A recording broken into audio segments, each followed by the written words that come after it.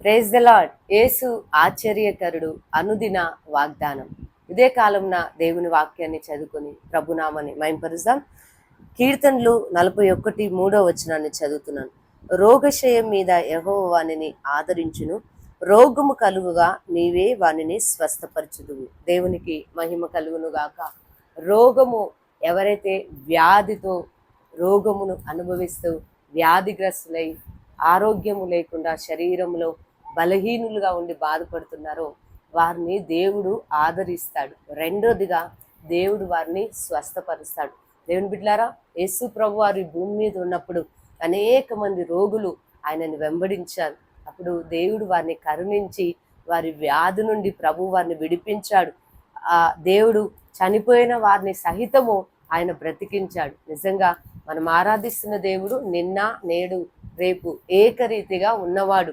దేవుని బిడ్డలారా, నువ్వు నమ్మినప్పుడు, నువ్వు ఆయన యందు విశ్వాసం పెట్టుకొని, వైద్యులు ఒకవేళ నీ రిపోర్ట్స్ని బట్టి, నీ శరీరంలో ఉన్న వ్యాధిని బట్టి, నువ్వు చేసిన వారు స్కాన్ని బట్టి వారు నిర్ధారణ చేస్తారు, ఇక ఈ వ్యాధి తగ్గదు, ఈ బలహీనత నుండి నువ్వు విడుదల పొందలేవు, ఇక లైఫ్ లాంగ్ నువ్వు మంచం మీదనే ఉండాలి, ఇక నువ్వు బాగుపడే పరిస్థితులు ఏమాత్రం కూడా కనబడట్లేదు అని డాక్టర్స్ చెప్తూ ఉంటారు. కానీ ఈ ఉదయకాలంలో ప్రభు నీతో మాట్లాడుతున్నాడు. ఏంటో తెలుసా? మొదటిగా ఆయన నిన్ను ఆదరించబోతున్నాడు. తన మాటను బట్టి ఆయన నిన్ను ఆదరిస్తాడు. రెండోది దేవుని బిడ్డలారా, ప్రభు నిన్ను స్వస్థపరచబోతున్నాడు. అవును దేవుని బిడ్డలారా, ఎన్నో సాక్ష్యాలు చాలా మంది సాక్ష్యాలు మనం వింటూ ఉంటాం.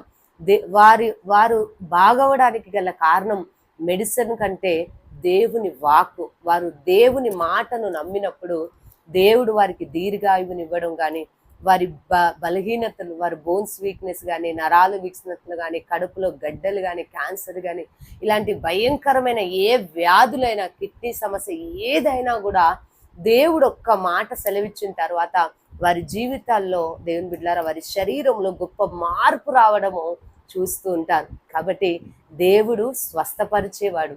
ఆయన పేరు యెహోవా రాఫా.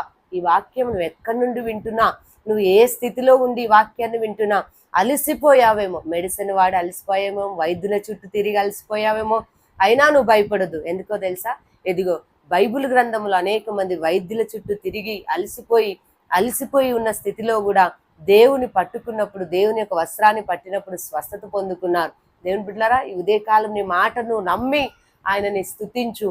దేవుడు నాకు స్వస్థతనిస్తాడు, నేను బాగవుతాను, నేను లేస్తాను, నేను నడుస్తాను, నేను బలం పొందుకుంటాను, మునుపటి కంటే అనేకమైన పనులు నేను నా దేవుని వలన నేను చేయగలుగుతాను అని నమ్మి ఈ వాక్యం ద్వారా ప్రభుని స్తుతించు. దేవుడు నిన్ను స్వస్థపరచబోతున్నాడు. నూతనమైన కార్యాలు ఆయన నీ జీవితంలో జరిగించబోతున్నాడు.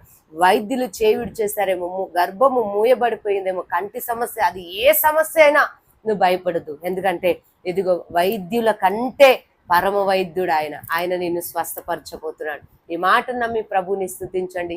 మీ కొరకు చిన్న ప్రార్థన చేస్తాను. పరిశుద్ధుడా, స్తోత్రం. సర్వశక్తి గల దేవా, ఎంతమంది బిడ్డలు ఈ మాట నమ్ముతూ నిన్ను స్తుతిస్తున్నారు తండ్రి. వారి జీవితంలో, వారి కుటుంబంలో మంచం మీద ఉన్నవారు ఉన్నారేమో, అనేక నెలల నుంచి మెడిసిన్ వాడుతున్న వారు ఉన్నారేమో, ఇక బాగుపడలేను నేను, ఇక నేను మరలా లేచి నిలబడలేను, నేను ముందుకు వెళ్ళలేను అన్న స్థితిలో, నిరుత్సాహ స్థితిలో ఉండి వాక్యం వింటున్నారేమో. అయ్యా, నీకు అసాధ్యమైంది లేదు ప్రభు. నువ్వు వాక్కును పంపి బాగు చేసిన దేవుడు. నీ మాటల స్వస్థత ఉంది అయ్యా, నీ చూపుల స్వస్థత ఉంది, మీరు ధరించిన వస్త్రములో ప్రభావం ఉంది నాయన. ఈ మాట వింటున్నగానే గొప్ప విడుదల కార్యాలు జరుగును గాక నాయన. యేసు నామములో స్వస్థత కలుగును గాక ప్రభువా. ఈ వాక్యము ద్వారా అనేకుల జీవితాల్లో నేను స్వస్థత నొందుదురుగాక. నీ సాక్షులుగా ప్రభు బిడ్డలు నిలబడడానికి కృపనివ్వమని యేసు నామములో ప్రార్థిస్తున్నాను తండ్రి. దేవునికి మహిమ. ప్రభు మిమ్మల్ని దీవించును గాక.